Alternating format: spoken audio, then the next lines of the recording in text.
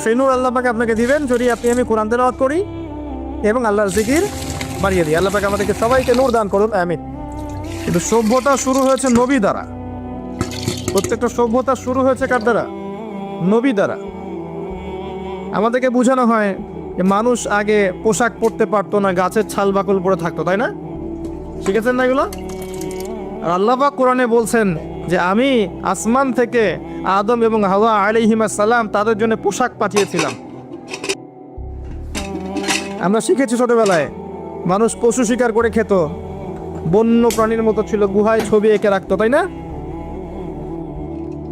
আল্লাহ বলছেন আল্লাহ রাব্বুল আলামিন আসমান থেকে হেদায়েত পাঠিয়েছেন, আসমানে কিতাব পাঠিয়েছেন ফ্রম দ্য ভেরি বিগিনিং, একদম শুরু থেকেই। জিবরাইল আলাইহিস সালাম প্রথমেই এসেছিলেন, এমনকি চাষাবাদ কিভাবে করতে হবে সেটাও আদম আলাইহিস সালামকে শিখিয়ে দেওয়া হয়েছে। আর আমাদেরকে শেখানো হয় যে বাদর থেকে মানুষ হয়েছে, নাউযুবিল্লাহ। তো কি শিখছেন? এই শিক্ষা যদি মাথার মধ্যে ইনস্টল হয়ে যায়, তার কাছে তো ইসলাম এবং চলমান বিষয়গুলো কন্ট্রাডিক্টরি মনে হবে। তো ইসলাম শুরু থেকেই ছিল, আর সভ্যতা শুরু হয়েছে নবী দ্বারা। আদম আলাইহিস সালামকে দিয়ে পৃথিবীর সভ্যতা শুরু হয়েছে। প্রত্যেক যুগে যুগে নবীরাই সভ্যতার ধারক এবং বাহক ছিলেন। তো যে কথাটা বলতে গিয়ে এখানে আসলাম,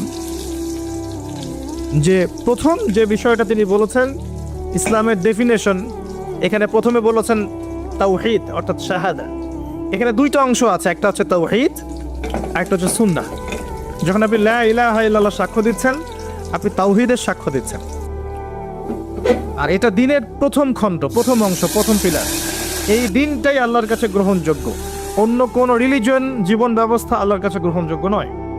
সূরা আলী ইমরানের আয়াতগুলো পড়েন, 85 নম্বর আয়াত, 87 নম্বর আয়াত, 19 নম্বর আয়াত, এগুলো পড়লে আপনি বুঝতে পারবেন। আল্লাহ বলছেন আউযু বিল্লাহি মিনাশ শাইতানির রাজিম ইন্নাদ দীনা ইনদাল্লাহিল ইসলাম। আমার কাছে একমাত্র জীবন ব্যবস্থা যেটা গ্রহণীয় তার নাম হচ্ছে ইসলাম। আর কোনো প্রয়োজন আছে? আল্লাহর কথার বাইরে কারো কথা দরকার আছে?